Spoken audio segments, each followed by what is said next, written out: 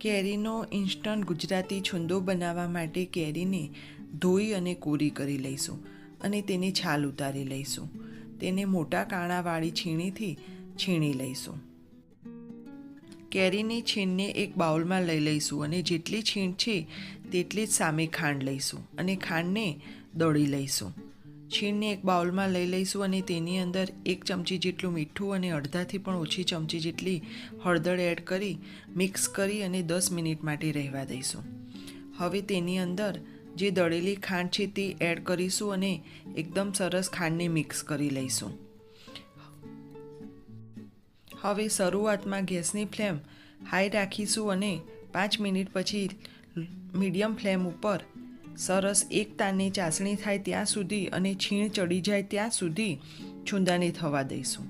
પછી છુંદો ઠંડો થાય એટલે તેની અંદર 1 ચમચી મરચું, અડધી ચમચી જીરું પાવડર, અડધી ચમચી તજનું પાવડર અને 4 થી 5 તજના ટુકડા એડ કરી એકદમ સરસ રીતે મિક્સ કરી લઈશું.